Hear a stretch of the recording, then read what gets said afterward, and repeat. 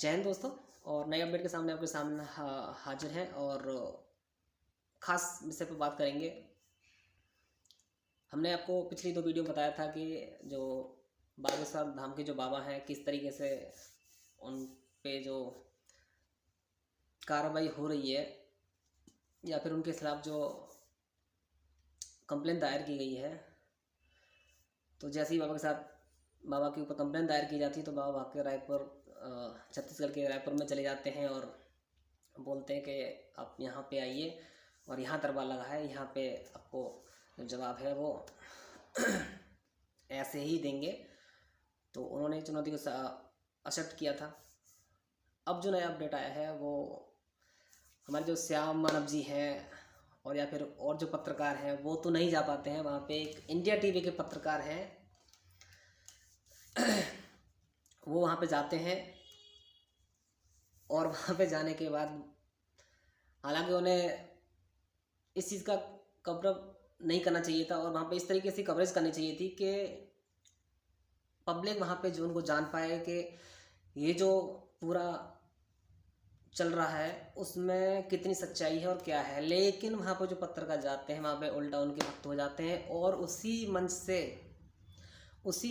वो वहाँ पे धीरेन्द्र कृष्ण शास्त्री की जय जयकार करने लग जाते हैं। मतलब उल्टा भक्त बन जाते हैं बजाय किसी अंधविश्वास से निकालने की बजाय। तो इनसे क्या उम्मीद है वो तो पता चल ही गया कि आज तक हमें नहीं पता था कि ये जो पत्रकार है किस तरीके से आज तक सुना था कि ये जो पत्रकार हैं कुछ चैनल्स हैं जो किसी काम की नहीं है, बस इनको तो बस रेटिंग चाहिए और काम करते रहते हैं अपना। और आज ये जो सारा जो पूरा प्रकरण जो चल रहा है उसमें पता लग गया है कि पत्रकार जो है मीडिया जो किस तरीके से काम कर रही है। अगर सोशल मीडिया यहाँ पे ना हो तो वाकई में बड़ी सोचने वाली बात है कि चीज़ें सामने ही ना आ पाएँ। और अब तक यही होता आ रहा था कि चीज़ों को पता ही नहीं चलता था क्या है क्या नहीं है। जब से ये सोशल मीडिया है तब से काफ़ी चीज़ें चेंज हुई हैं और जो गिने चुने जो चैनल हैं उनके बारे में भी पता चलता है और ख़बरों के अलावा। तो मैं जो कहना चाह रहा हूँ मैं यही कहना चाह रहा हूँ कि इस तरीके से जो पत्रकारिता जो लोग करते हैं वहाँ पे जाके पाखंडवाद की बात जहाँ पे करनी चाहिए थी, साइंटिफिक बात करनी चाहिए थी, वैज्ञानिक दृष्टिकोण से जो बात करनी चाहिए थी उन्होंने वहाँ पे नहीं की और वहाँ पे जाके उन्होंने उल्टी बाबा की जो है जय जयकार करना शुरू कर दिया। और इससे पहले बाबा ने एक वीडियो भी जारी कर दिया था जिसमें उन्होंने जो श्याम मानव जी हैं उनकी चुनौती को एक्सेप्ट करते हुए उन्होंने जो कहा था कि आप छत्तीसगढ़ के रायपुर में आइए, यहाँ पे दरबार लगा है और आपकी चुनौती हम स्वीकार करते हैं और बिना किसी इनाम या पैसों के हम बताएंगे, फ्री में बताएंगे। तो मानव जी ने कहा था कि सारी व्यवस्था जब आपकी नागपुर में है तो छत्तीसगढ़ में क्यों। और दूसरी बात है कि इस तरीके से लाखों की भीड़ में किसी की भी हिम्मत नहीं हो सकती है और कि वहाँ पे जाके कोई बाबा से सीधा लाइव टेलीकास्ट में कोई सवाल जवाब कर दे। और ये साबित हो गया है कि नहीं कर सकता था, क्योंकि जब बाबा ने वीडियो के माध्यम से जब बताया तो उन्होंने पाखंड को साइड में रखते हुए उनको धर्म को उन्होंने अपने साथ लिया और बस वीडियो जारी कर दिया और उसमें कह दिया कि सनातनियों एकजुट हो जाओ, ये हमारे हिंदू धर्म पे खतरा है। ये जो लोग हैं अदर किसी धर्म पे क्यों नहीं ऐसे लांछन लगाते हैं, इस तरीके से उनको क्यों नहीं कटघरे में खड़ा करते हैं, हिंदू धर्म को ही टारगेट क्यों करते हैं। जबकि यहाँ पे कोई हिंदू धर्म को टारगेट लेने वाली बात नहीं, यहाँ पे सिर्फ पाखंडवाद की बात है और दूसरी तरफ वैज्ञानिक दृष्टिकोण की बात है। यहाँ पे कोई किसी धर्म को, श्याम मानव जी ने यहाँ पे क्लियरली कह दिया, मैंने उनकी कथा में मुझे कोई इंटरेस्ट नहीं है, मुझे उनकी कथा से कोई मतलब नहीं है, मुझे उनके हनुमान भक्ति से मुझे कोई दिक्कत नहीं है। दिक्कत है तो सिर्फ और सिर्फ उनके पाखंडवाद से चीज़ों का गलत प्रचार करते हैं, उनका देवी शक्ति होने का जो दावा करते हैं और जो गूंगे बहरे लंगड़े उनको सही करने का जो दावा करते हैं, और जो जिनके बारे में चीज़ें बताने का जो वादा करते हैं, उसके खिलाफ उन्होंने ये सारा कंप्लेन उनके खिलाफ जो दायर की है वह तो एकदम सही है। तो मानव जी का ऐसा कुछ नहीं है, बस इसी चीज़ को उनका कहना है और इस चीज़ को लेकर कहना है कि ये जो आप प्रचार गलत तरीके से करते हैं, जनता में जो वैज्ञानिक दृष्टिकोण बढ़ाने की बजाय आप लोग जो पाखंडवाद है उसको बढ़ावा देते हैं। एक ही मुद्दा है, उनकी बहुत सारी वीडियो में इस चीज़ को इसको साबित किया जा सकता है कि किस तरीके से वो गलत प्रचार करते हैं और पाखंडवाद फैलाते हैं। तो वहाँ पे हमारे जो पत्रकार जो वहाँ पे जाते हैं, जिनकी पत्रकारिता की वजह वहाँ पे वो जय जयकार करने लग जाते हैं, उनके भक्त बन जाते हैं। तो अब एक तो ये बात कि उनका जो मीडिया है वो पूरी तरह से उनके साथ में खड़ा हो गया। दूसरी बात, पब्लिक भी उनके साथ में खड़ी हो गई जैसे ही उन्होंने धर्म वाली बात कही। हमारे देश में तो पता ही है कि धर्म को लेकर कितनी सारी बातें चल रही हैं, तो सब कुछ जायज़, सब कुछ सुन सकते हैं बट धर्म को लेके कुछ नहीं सुन सकते हैं। और जैसे ही यहाँ पे धर्म वाली जो बात आई, तो इसमें एक मेन बात और है कि बाबा जिस तरीके से ये लोग पाखंडवाद फैलाते हैं, आपने एक निर्मल बाबा को देखा होगा, जिनको सुबह शाम टीवी पे चलता था, कई चैनल थे उसको जो चलाते थे निर्मल बाबा को लेके। तो निर्मल बाबा आज कहाँ हैं? निर्मल बाबा जेल में हैं। उनके बहुत सारे दावे होते थे कि आप समोसे खाओ तो हरी चटनी के साथ खाओ, कि लाल चटनी के साथ खाओ, ऐसे उनके बहुत सारे दावे हैं। और आज कहाँ है? वो जेल में है। दूसरा आसाराम। आसाराम तो आप भली भांति जानते होंगे, कितने रेप के केस में अंदर है। कितने लोग नहीं जानते हैं, कितनी उनकी पॉपुलरिटी थी जनता के प्रति। कौन नहीं जानता था आसाराम को, और आज कहाँ है? जेल में है। वहीं हम तीसरे बाबा की बात करें, राम रहीम के बारे में कौन नहीं जानता। फिल्म तक बना चुका है, मैसेंजर जैसी कई मूवियों में उसने काम भी किया है, कई गाने एल्बम रिलीज करी है। तो कौन नहीं जानता राम रहीम को, लेकिन आज कहाँ है? जेल में है। इसी तरीके से आज जो जिनके भक्त बने बैठे हैं, एक दिन उनके साथ भी यही कांड होगा और ये लोग खुद उसको समझेंगे और बाबा एक दिन ये भी अंदर ही होंगे। तो ये जो और सरकार इनका साथ देती है, एक मंत्री जैसे केंद्रीय मंत्री नितिन गडकरी जैसे मंत्री वहाँ पे जाके नतमस्तक होते हैं, नरोत्तम मिश्रा जैसे मंत्री वहाँ पे जाके नतमस्तक होते हैं। और कितने बड़े बड़े अधिकारी जाके वहाँ पर, ये सिर्फ और सिर्फ वोट बैंक की राजनीति करते हैं, करने के लिए वहाँ जाते हैं और इनका कोई लेना देना नहीं है। और इसीलिए ये लोग क्या है, उनका समर्थन करते हैं, इनके खिलाफ कोई कड़ी कार्रवाई नहीं करते हैं। और इसी तरह से फिर बाबा जो है अंधभक्ति फैलाते रहते हैं। और जब तक पब्लिक समझ पाती है तब तक तो बहुत कुछ हो चुका होता है, और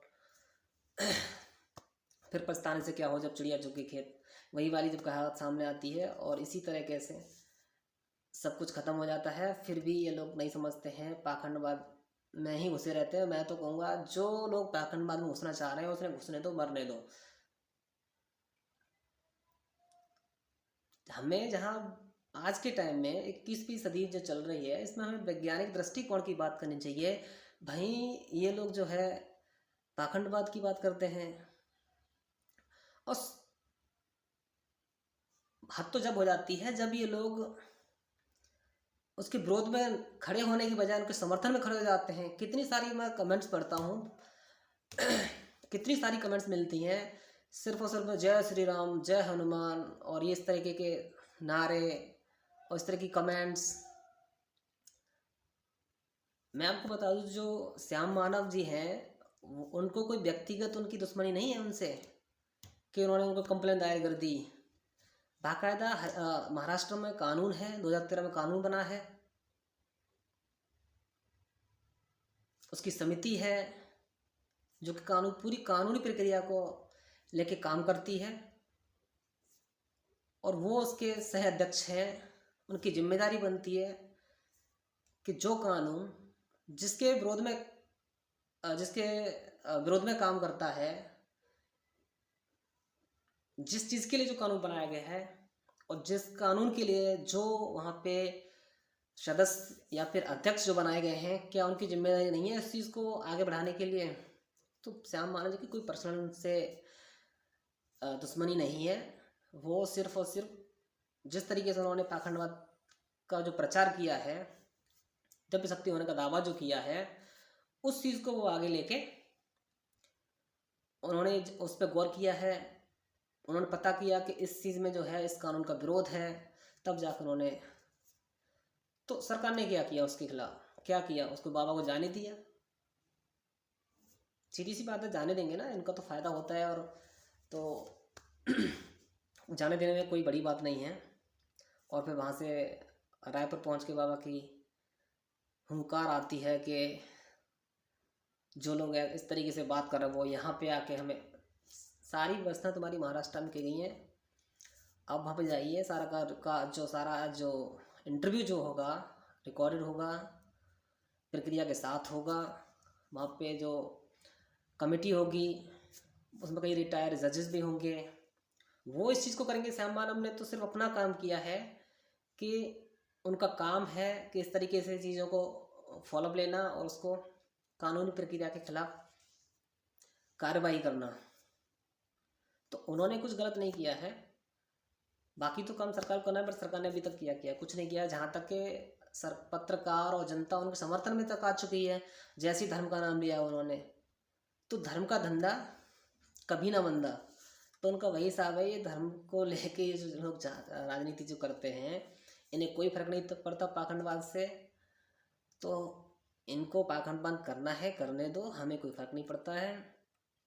बट जब कानून बनाया गया है तो किस लिए बनाया गया है? बात तो, सवाल तो यहाँ पे उठता है ना, कि जो कानून बनाया गया है, मान लो कि जो लोग पाखंडवाद में फंसे रहने दो, हमें उससे कोई दिक्कत नहीं है। बट जिनके लिए कानून बना है जिस चीज़ के लिए, तो आप उसका तो उल्लंघन नहीं कर सकते ना, उसके दायरे में तो आपको रहना पड़ेगा। तो वही सिर्फ हुआ है। अब दूसरी बात, अब वो बाबा ने जो चैलेंज अब तक जो लिया था, उसके बाद वहाँ जाके उन्होंने फिर से वही काम जो करने स्टार्ट कर दिए।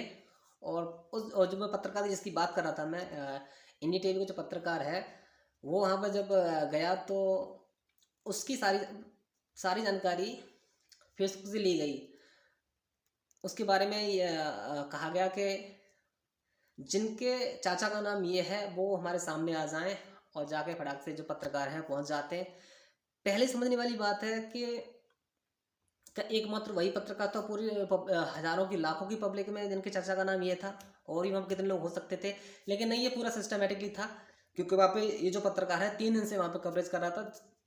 3 दिन की कवरेज का तो कुछ पता नहीं, बट हाँ, जब इनकी अर्जी लगी तो इनकी जब वहाँ पेशी हुई तो बाबा ने कह दिया जिनके चाचा का नाम ये है, और तो वो यहाँ पे आ जाए। फटाक से पत्रकार पहुँच गए और पत्रकार के बारे में बताया कि तुम्हारी भतीजी का नाम ये है, तुम्हारे भाई ने अभी गृह प्रवेश कराया है।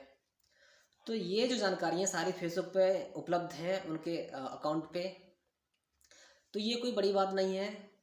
और दूसरी बात, जिनकी जब अर्जी लगती है तो ऐसा नहीं होता कि जब कोई डायरेक्टली आया और डायरेक्टली बाबा के पास पहुँच गया, बाबा ने सब कुछ उसके बारे में बता दिया। इसका पूरा प्रोसेस होता है। पहले एंट्री, टोकन मिलता है, टाइम मिलता है, लाइन लगती हैं, और सीक्वेंस वाइज जब टोकन से नंबर आता है तब जाके जो है बाबा के पास तक पहुंचते हैं। फिर जाके वहाँ पे बाबा उनके बारे में एक पर्चा लिखते हैं और उस पर सारा कुछ लिख देते हैं। तो सारी जानकारी जब किसी की अगर एंट्री है, इतना बड़ा कार्यक्रम हो रहा है, उसमें एंट्री हो रही है, तो ऐसा तो नहीं वहाँ पर केवल बाबा और पब्लिक है, कितने सारे वहाँ पर कार्यकर्ता होंगे, कितना बड़ा सिस्टम होगा वहाँ पर जिस तरीके से काम करता होगा। तो जो लोग वहाँ पे जा रहे हैं, क्या उनकी सारी डिटेल्स नहीं ली जाती होंगी कि ऐसे ही बिना डिटेल के सारा सबको बैठाल दिया और चलो भाई होने दो कार्रवाई? तो हालांकि ये जो पत्रकार हैं ये तो पूरी प्लान के साथ गए थे वहाँ पे कि हमें किस तरीके से बाबा को साबित करना है और उसके पक्ष में बोलना है, क्योंकि भाई वो तो हिंदू के रखवाले हैं ना। उन्होंने बोल दिया कि सनातनियों एकजुट हो जाओ, हिंदू धर्म खतरे में है, हिंदू धर्म को बचाने के लिए एकजुट होना पड़ेगा हमें। हिंदुत्व का झंडा गाड़ने की बात करते हैं। तो वो सिर्फ हिंदुत्व को बचाने के लिए वो पत्रकार गए थे, ना कि बाबा की पोल खोलने के लिए। अगर बाबा की पोल खुल जाएगी तो फिर हिंदुत्व तो खतरे में आ जाएगा ना। तो समझने वाली बात है कि बहुत सारी ऐसी चीज़ें हैं जो ये लोग जो है एंट्री से पहले ही सारे डिटेल्स इन लोगों से ले लेते हैं और उनके फिर सोशल अकाउंट्स कुछ खंगाले जाते हैं और उनकी इन्फॉर्मेशन उन तक पहुंचाई जाती है। फिर उसके बाद ये सारा पेपर और लिखने वगैरह का जो काम होता है उसके बाद होता है, ना कि पहले होता है। इन्फॉर्मेशन पहुंचने के बाद हम ये कहना चाह रहे हैं कि बाबा जो लिख देता है वही, पहली बात तो है कि जिसका भी कोई भी जो पर्चा लिखता है उसका बाबा, उसमें कुछ बातें तो कॉमन होती हैं जो सबके साथ में होती हैं कि आपकी आर्थिक स्थिति खराब है, आप पैसों की तंगी में हैं, आपके साथ ऐसी ऐसी घटना कुछ आपको ऐसी चोट पहुंची है आंतरिक या फिर कुछ।